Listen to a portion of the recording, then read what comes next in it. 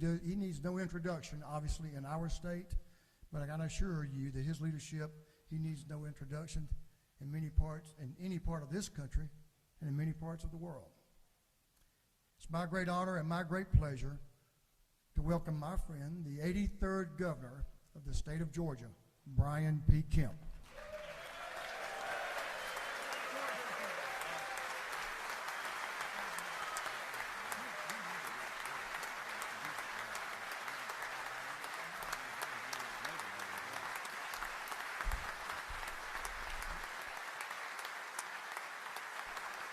Thank you, Mr. Speaker.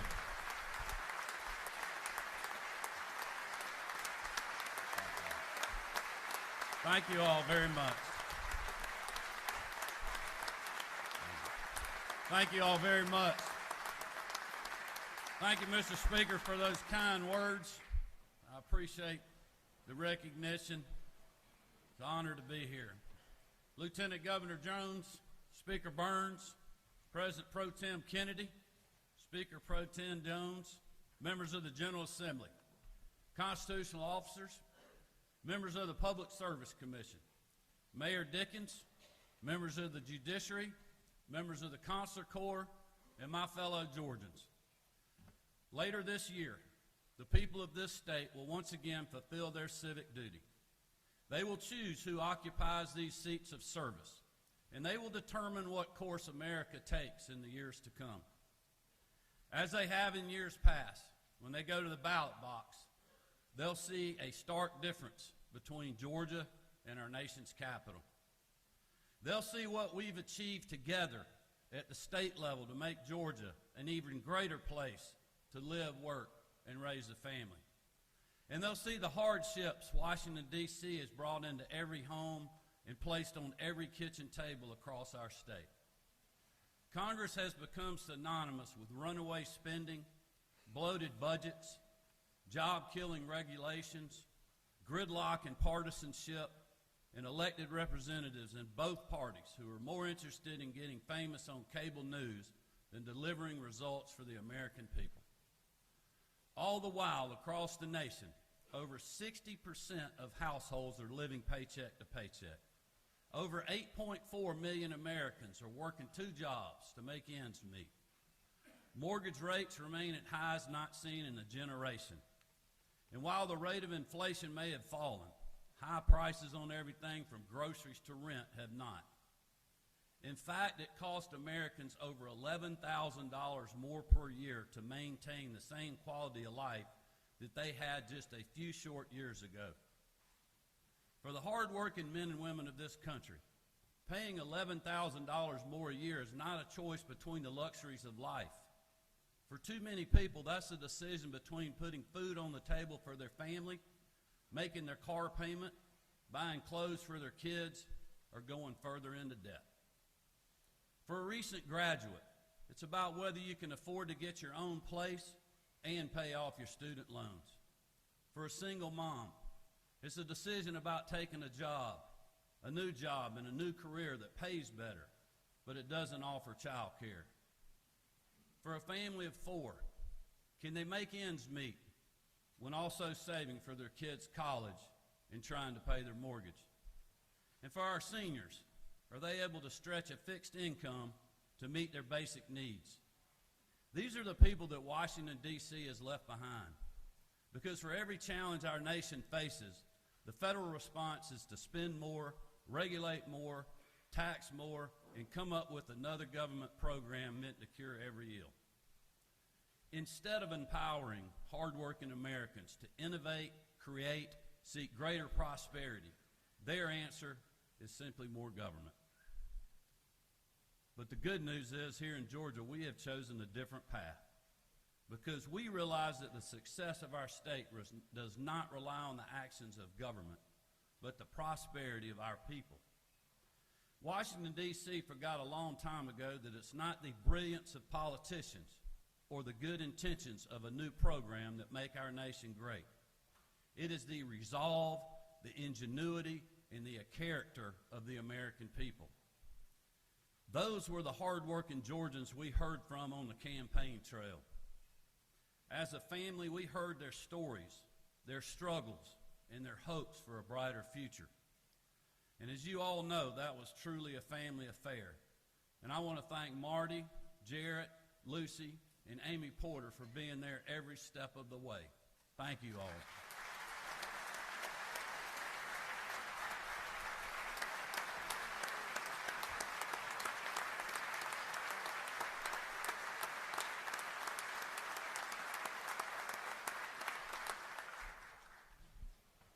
I also appreciate my mom, who y'all recognized earlier. My sister Julie Reef and her husband are here with us today, and we just are honored by their presence. My commitment to the people of our state was very simple. I promised to put hard-working Georgians first, fund our priorities like education, public safety, and health care, but also keep government efficient, responsible, and accountable.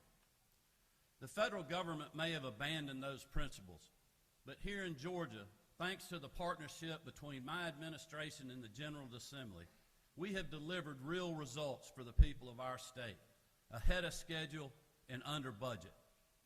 Thanks to a strong economy and conservative fiscal management of state revenues, we've provided nearly $5 billion of direct relief to taxpayers in tax refunds, gas tax suspensions, homestead tax exemptions, and more.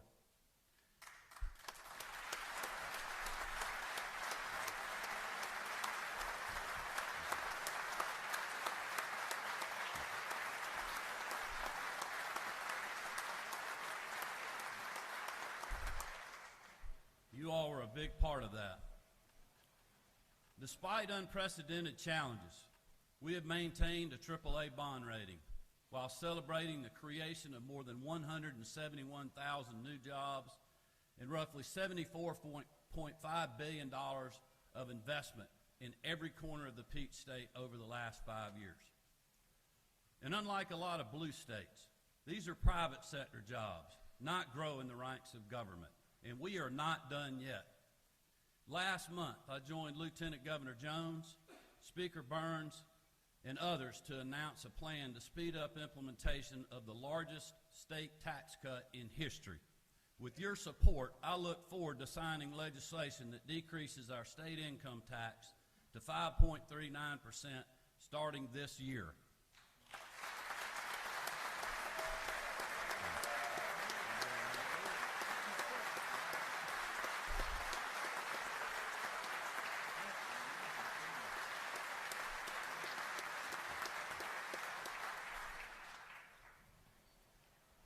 This matters. It matters because it represents savings of $3 billion for Georgia taxpayers over the next 10 years. Mr. Speaker, Lieutenant Governor, while President Biden hires tens of thousands of new IRS agents, my vote is we just keep cutting taxes here in Georgia.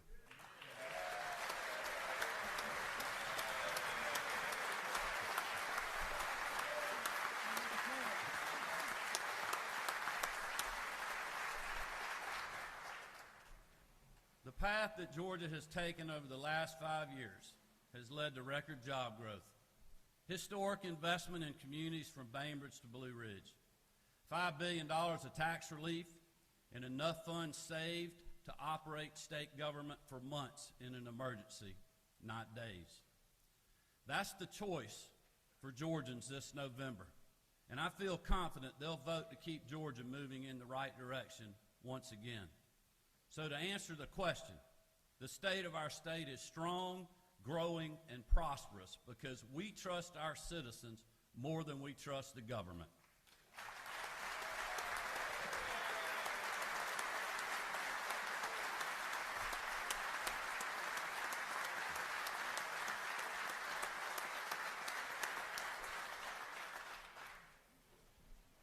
Georgia is succeeding because we have charted our own path, rejected the failed policies of Washington, D.C., and worked together to put our citizens first. But I believe the worst thing we could do is call it a day and coast through what is certain to be another contentious election year. We have accomplished so much over the last 5 years, despite unprecedented times and challenges, because we haven't gotten distracted from doing the job that we were sent here to do. Like I mentioned 4 years ago in my second State of the State address, we stayed true to the example of Nehemiah, committed to our great work, and now we are seeing the results. It's no secret that Georgia is growing and is a top state for business for a record 10 years in a row. New jobs are headed our way almost on a daily basis. Existing businesses are looking to expand, and companies from all over the world look to the Peach State to locate their next headquarters. But with growth comes the need for more trained workers to fill these good-paying jobs in a rapidly changing labor environment. That's why I was proud to unveil the Georgia Match program at last year's Workforce Summit. The largest direct college admissions program in the nation, Georgia Match is already doing an incredible job linking the upcoming generation with the schools that meet their needs. As of today, over 10,000 students have already met their match. And we'll keep working to reach every high school senior in Georgia so that they know there is a higher education path open to them right here in the Peach State, no matter their circumstances.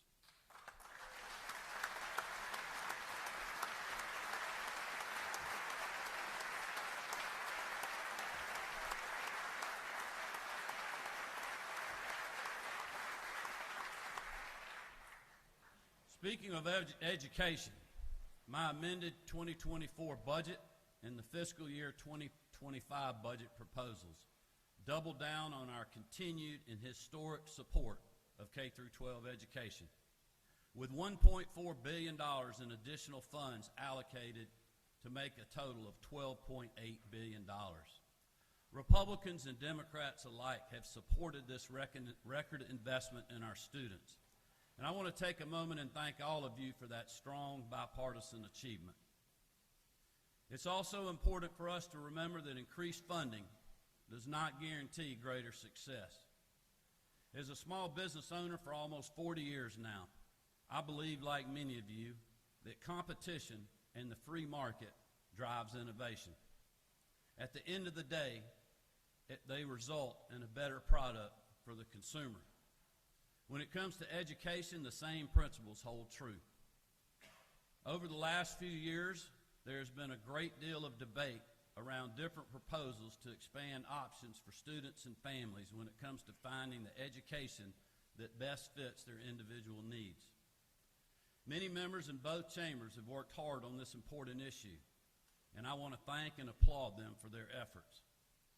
Some prefer the term school choice or educational freedom. Some call them vouchers. In my opinion, what each of these terms or slogans fails to mention is the child.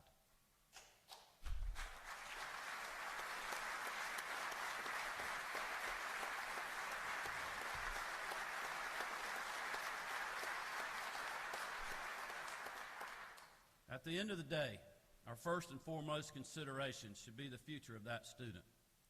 Our job is not to decide for every family, but to support them in making the best choice for their child.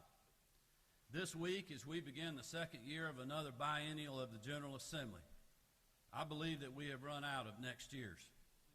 I firmly believe we can take an all-of-the-above approach to education, whether it's public, private, homeschooling, charter, or otherwise.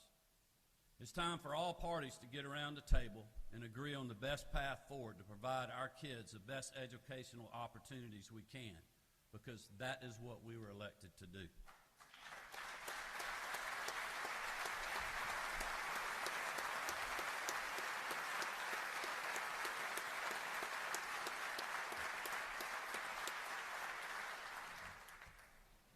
To that end, my office and I look forward to working with the members and the leadership of both chambers to get a bill passed and signed into law this session.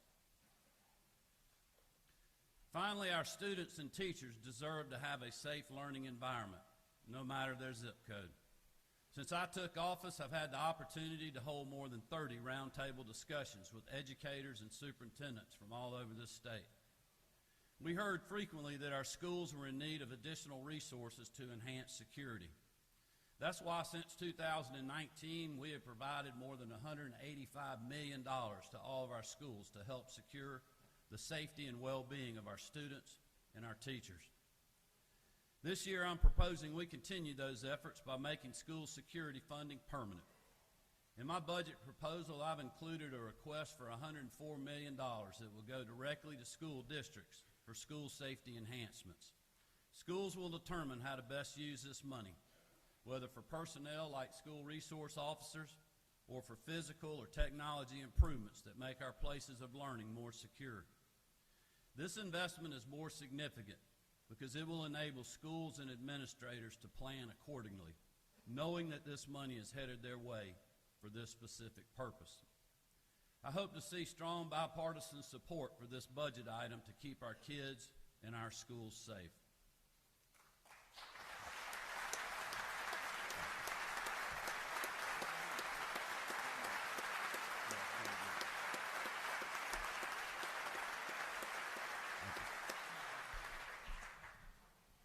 Since being sworn in as your 83rd governor, the top priority of my administration has been ensuring the safety and security of our communities.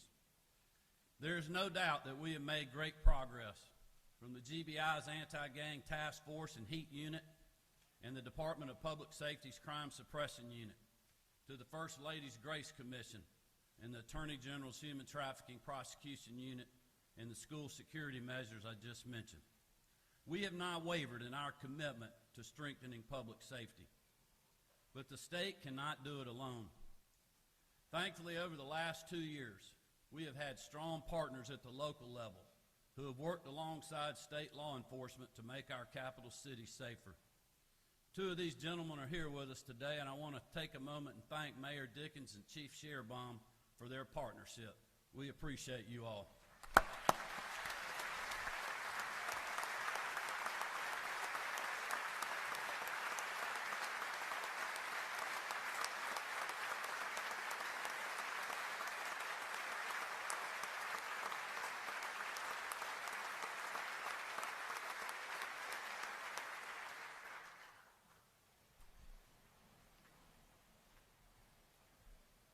While the mayor and I come from different political parties and don't agree on everything, we do agree on the importance of reducing crime and keeping our citizens safe. Bipartisan majorities of both chambers, the mayor and myself, all agree on the critical need for the completion of the Atlanta Public Safety Training Center. This facility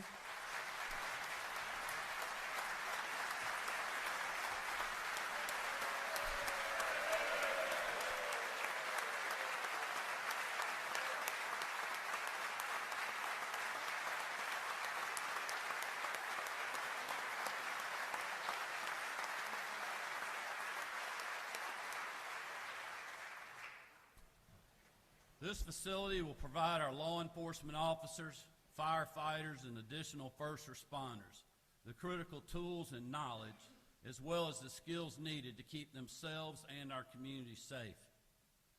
One of our brave public safety officers is here with us this morning.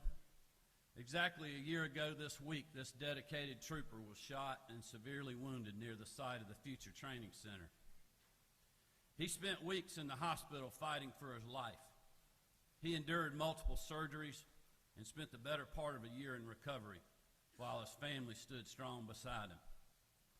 Marty and I were honored to spend time with him while he was in the hospital, and I was honored when he gave me one of my most prized possessions, his SWAT Challenge coin bearing his badge number. He had that coin on him when he was shot that horrible day, and it is a constant reminder for the price paid by men and women like him all over this state who keep our children, our homes, our businesses, and our streets safe. Trooper First Class Jerry Parrish, will you please stand with your wife, Kelly, and let us thank you for your great service.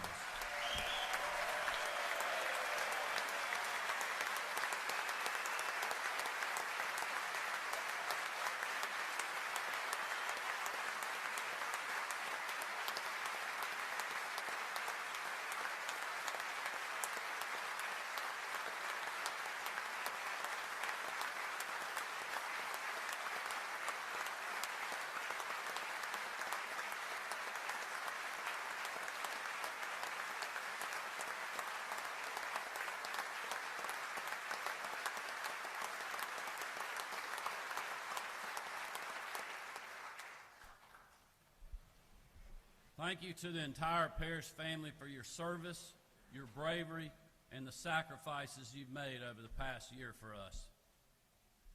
We are also joined in the gallery by some brave men who rendered life-saving aid to Trooper Parrish on site and who helped get him to safety. They represent some of the very finest from both the Department of Public Safety, the Department of Natural Resources, and our EMS folks. Would you all please stand and let us thank you for your bravery on that day.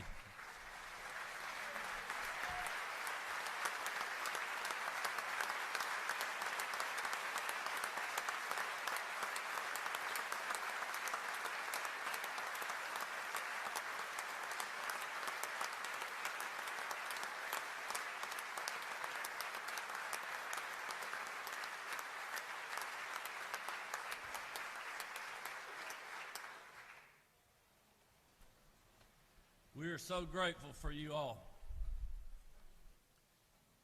I don't claim to speak for anyone else in this chamber today, but this decision is very simple for me and my family. As long as I'm your governor, there will be no gray area or political double talk. We will support our law enforcement officers. We will support our firefighters and our first responders, and the Atlanta Public Safety Training Center needs to be built, period.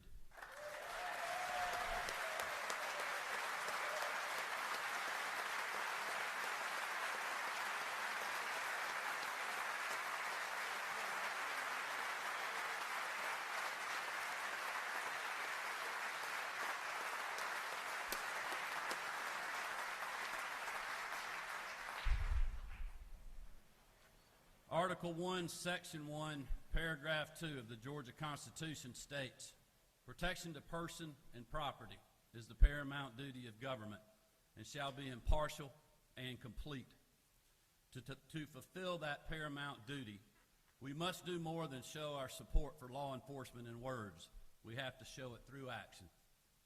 That is why last year, thanks to the work of the General Assembly, I was proud to sign a budget that included a $6,000 pay raise for state law enforcement officers. That pay raise was a recognition of the contributions these brave men and women make as they put their lives on the line day in and day out. This year, I look forward to working with each of you to once again provide another pay raise for state law enforcement.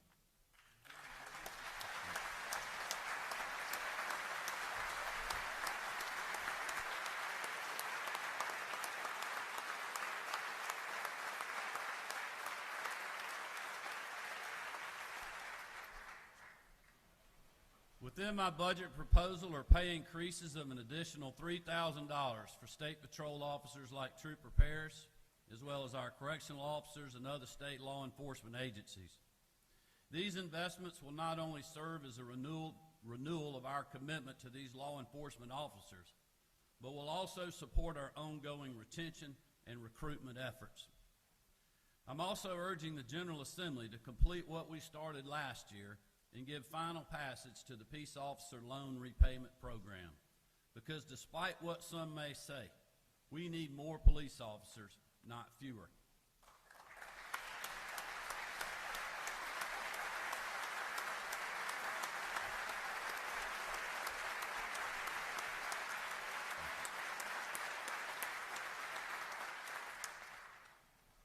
This year, we'll also be continuing our efforts to combat human trafficking in our state, thanks to the leadership of the greatest First Lady in the country, Marty Kemp.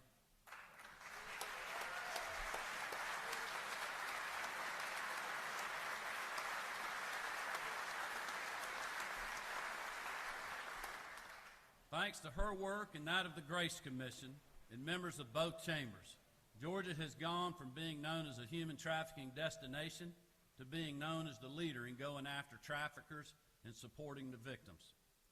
Under the First Lady's leadership and with overwhelming support from both chambers, we have passed and signed into law 8 pieces of legislation that go after those who work in this evil enterprise while also supporting the victims. Our efforts have enabled the GBI's HEAT unit to investigate 369 cases of human trafficking since its creation, and for Attorney General Carr's Human Trafficking Prosecution Unit to secure 32 convictions while assisting rescue of over 129 victims since it launched. But we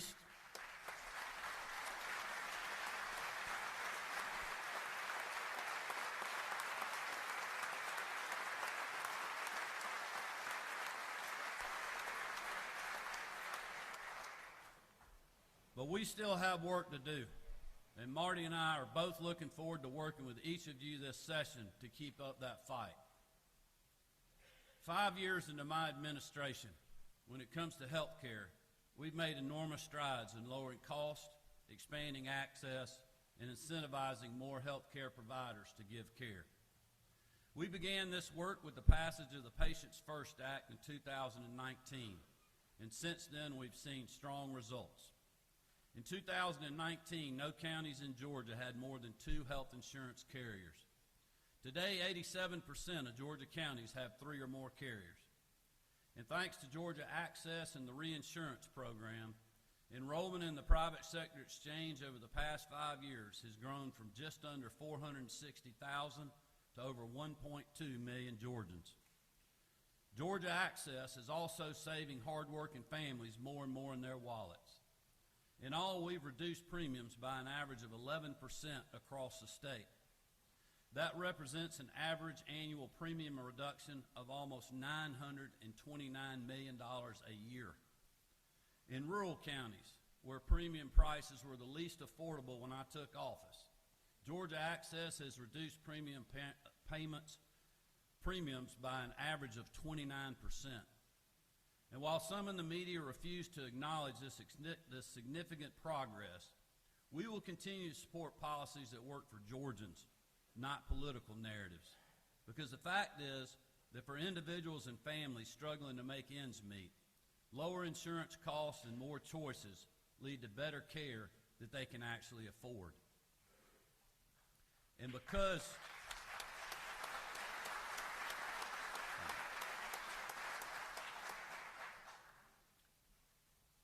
we've made those sound policy choices and budgeted conservatively, prioritized innovation and efficiency, we're now able to make other important investments in the health and well-being of hardworking Georgians.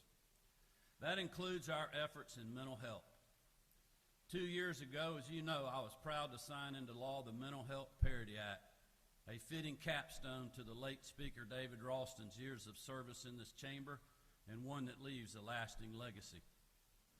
One of the most visible examples of that legacy was the 988 Crisis Hotline campaign conducted by the Department of Behavioral Health and Developmental Disabilities last year. Thanks to Commissioner Kevin Tanner and his team, more Georgians than ever before are accessing services that help them when they need to turn their lives around for better. To enhance this program further, my budget proposal calls for an increase of $205 million for DBHDD and other entities that address mental health. This new funding will enable DBHDD to expand services for those struggling with mental illness. It will increase the number of crisis beds throughout the state. It will further crisis intervention resources in all communities and improve the quality of mental health services overall. Once passed, we will be spending $1.6 billion on mental health, more than ever before.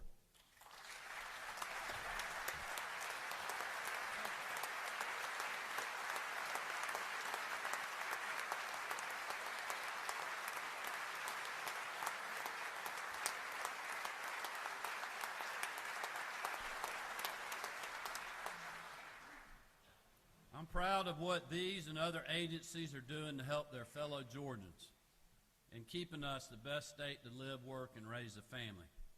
As we speak all across Georgia, there are men and women working hard to keep our neighborhoods safe, attract new jobs and industries to communities in need, and teaching a whole generation that will one day occupy these roles and much more. They have remained committed and hardworking during unprecedented challenges over the last 5 years, and I'm so proud of everything they have accomplished for our citizens. It is no secret that most state government jobs pay less than private sector opportunities in the same line of work. But many of our employees do it because they feel a sense of public service, and they want our state to succeed. But for state government to stay efficient and stay ahead of Georgia's continued growth, we must be able to attract and then retain employees who perform these vitally important jobs. That is why my budget proposal provides a pay increase for all state employees, including our teachers.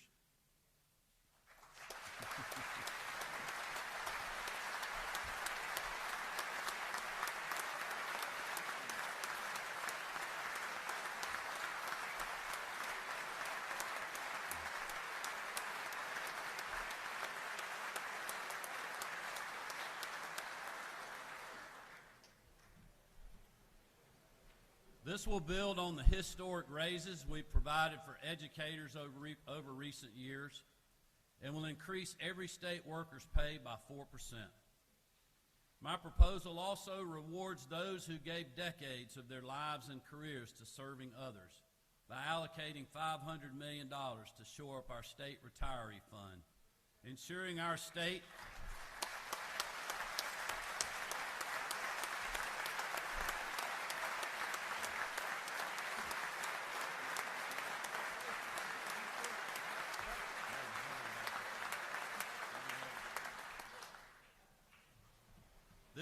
This will ensure that our state keeps its promises for our retirees and also stays on solid financial footing.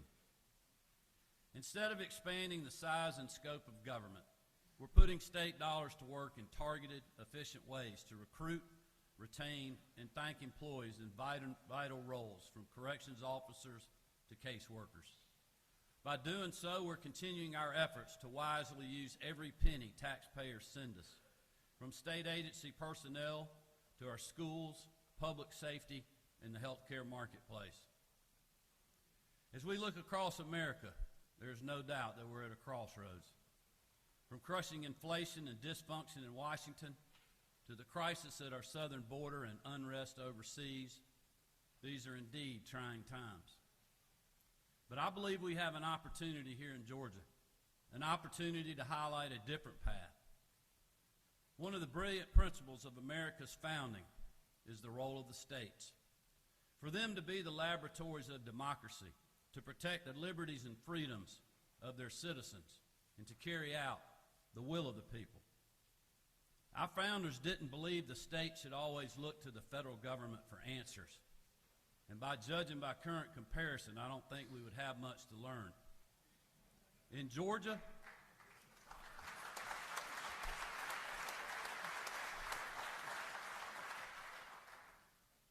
Georgia, we balance our budget and spend less than we take in. We cut taxes instead of raising them.